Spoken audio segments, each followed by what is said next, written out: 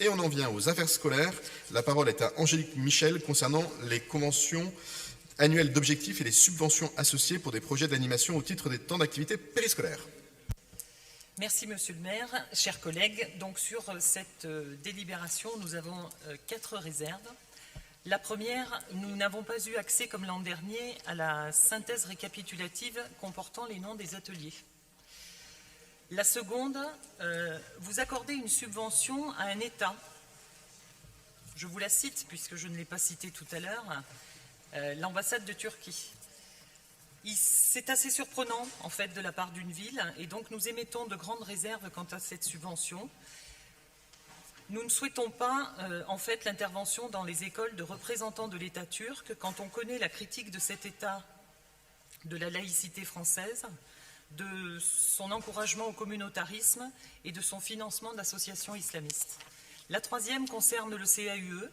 La réserve n'est pas nouvelle puisqu'il apparaît toujours plus que le CAUE est l'outil de la ville de Paris pour faire le service après-vente auprès des enfants, de ses cours oasis et autres restructurations urbaines, et laisser croire à une co-conception naturelle et spontanée. Vous savez, il est difficile pour les enfants de maternelle et d'élémentaire de savoir comment ils souhaitent s'approprier les changements de leur quartier puisqu'ils n'en maîtrisent encore pas les enjeux.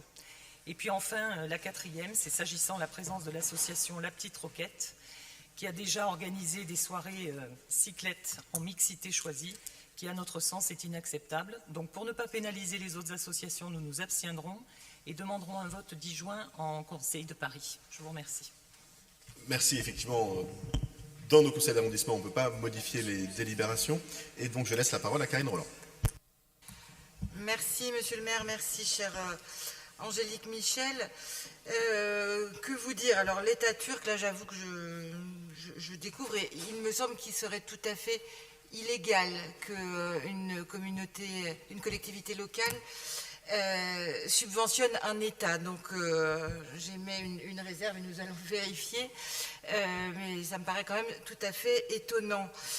Pour ce qui est des autres associations mentionnées, j'ai envie de dire belote et rebelote par rapport à ce que vient d'expliquer monsieur le maire, les associations ont un objet, mènent des activités qui font l'objet de propositions, d'appels d'offres, d'évaluations aussi, pour en revenir à ce que disait madame Gudicelli tout à l'heure. En l'occurrence, le CAE propose des activités de grande qualité. Je vous invite, si vous pensez que les élèves de maternelle et d'élémentaire ne savent pas ce qu'est leur ville, ce qu'elle pourrait être, ce qu'ils aimeraient qu'elle soit, à vous pencher sur les travaux qui ont eu lieu la semaine dernière dans le cadre de la semaine du développement durable sur le réseau Gérard-Philippe Marie Curie, de la maternelle jusqu'à la fin du collège.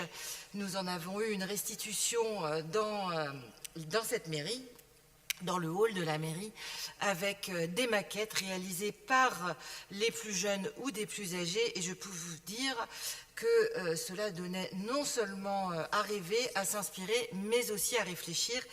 Il n'y a pas d'âge pour commencer. C'est aussi à cela que servent les temps d'activité périscolaire, à faire en sorte que la réflexion des jeunes élèves puisse se déployer en dehors d'un cadre tout à fait scolaire, très pédagogique, mais en dehors du cadre scolaire. Et pour ce qui est de la Petite Roquette, eh bien, dans le même ordre d'idées, oui, il contribue à faire en sorte d'agir dans le sens de l'éducation aux mobilités douces, et ça sert à tout âge. Là aussi, il n'y a pas d'âge pour démarrer, mais je vous rassure, tout cela est très observé, fait l'objet de remontées régulières de la part de l'ensemble du corps éducatif. Et ça n'est peut-être pas un hasard si 82% des élèves inscrits dans nos écoles suivent les activités des temps d'activité suivent les temps d'activité périscolaire depuis bientôt 10 ans maintenant. Et donc pour ce qui est de la subvention à l'État turc, nous vérifierons et reviendrons vers vous. Je vous invite néanmoins à voter très favorablement cette délibération. Merci Karine. Je vais donc mettre aux voix la DASCO 7 qui est pour, contre, qui s'abstient. Elle est adoptée. Les délibérations DASCO 8 et 12 n'ont pas fait l'objet d'inscription, elles sont adoptées. Et j'en viens à la DCPA 12 qui concerne la construction de la future école de Chapelle-Charbon. La parole est d'abord à Justine Henry, puis à Léa Balage-Elmariki. Merci, Monsieur le maire. J'ai lu avec beaucoup d'attention cette délibération qui concerne donc le projet Hébert et la construction d'une école, mais surtout d'une cuisine de production au sein de ce projet, de manière à desservir, si j'ai bien compris, près de 1900 repas par jour à une dizaine d'écoles environnantes. Donc je suis très contente qu'après de moult audits, rapports, études faits par des cabinets, on rentre dans le concret sur le sujet de repenser le modèle de production dans les cantines scolaires du 18e. Donc voilà, j'adhère complètement à la démarche qui est la vôtre de vouloir penser des îlots de production en lien avec des zones d'agriculture urbaine extrêmement proches pour desservir au niveau local un certain nombre d'écoles, et j'espère que cela va essaimer notamment à Ordener-Poissonnier. Voilà, je vous remercie. Merci beaucoup. Et bien justement, en plus, elle pourra vous donner des éléments plus précis puisque c'est elle, avec Gérald Briand, qui suit ce dossier. La parole est à Léa Balage, Elmariki. Bonsoir à toutes et tous, chers collègues. Merci, Monsieur le maire. C'est intéressant puisque je voulais formuler une question. Je vais formuler une réponse. Cela fait quelques mois déjà que nous sommes en train d'entrer dans le concret concernant la transformation de notre restauration scolaire, de nos cantines, dans le 18e arrondissement, puisque déjà pas très très loin de cette nouvelle cuisine de proximité qui va pouvoir émerger et sortir de terre, et c'était la raison de mon intervention pour nous féliciter collectivement de cette étape importante dans le projet. Eh bien, il y a le collège Daniel Mayer qui produit déjà, et nous avions eu l'occasion d'en parler lors de précédents conseils d'arrondissement, qui produit déjà des repas chaque jour, chaque matin, pour être servis le midi en liaison chaude. Et donc ça a fait revenir les élèves du collège Daniel Mayer à la cantine. Cette cantine qui accueille également des ateliers avec une association qui fait de l'éducation au goût, de l'éducation à la restauration scolaire durable également, qui fait plein d'ateliers, des choses vraiment intéressantes en lien avec le chef cuisinier qui opère au collège Daniel Mayer, mais aussi, bien entendu, avec toute l'équipe pédagogique. Et un deuxième lieu, c'est le collège Aimé Césaire également, qui produit des repas, et donc qui va pouvoir être ce site de distribution aussi auprès des écoles en proximité, comme va le devenir cette cuisine qui va arriver à Hébert-Chapelle-Charbon. Donc vraiment, on se réjouit de cette nouvelle.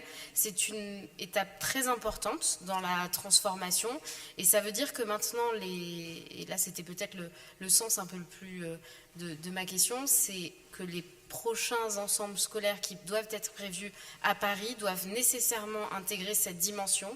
Ne construisons pas des écoles et des ensembles scolaires comme au XXe siècle. Nous sommes désormais au XXIe siècle, et les enjeux climatiques et les enjeux d'accès à une alimentation de qualité doivent être pris en compte à chaque fois que nous menons ce type de projet. Je vous remercie.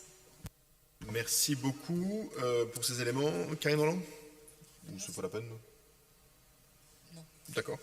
Donc, non, mais c'était sur le projet. Peut-être rajouter un mot d'ailleurs, d'abord pour remercier Léa Balage et Gérald Briand d'avoir pris ce dossier en main et d'avoir fait avancer les choses. Remercier aussi, saluer l'équipe de la Caisse des écoles qui s'est beaucoup mobilisée avec, c'est vrai, un certain nombre de conseils extérieurs, parce que la réalité c'est qu'on n'engage pas un chantier de cette ampleur-là sans d'abord prendre le temps de le faire, parce que la précipitation en la matière est jamais vraiment source de réussite et exige un certain nombre de compétences extérieures.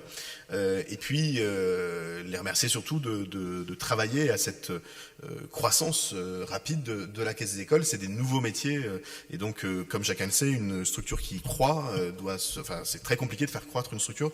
Donc je voulais en profiter pour les remercier aussi, parce que c'est un gros travail qu'ils font. Et donc je mets aux voix la DCP à 12, qui est pour, qui est contre, qui s'abstient. Elle est adoptée.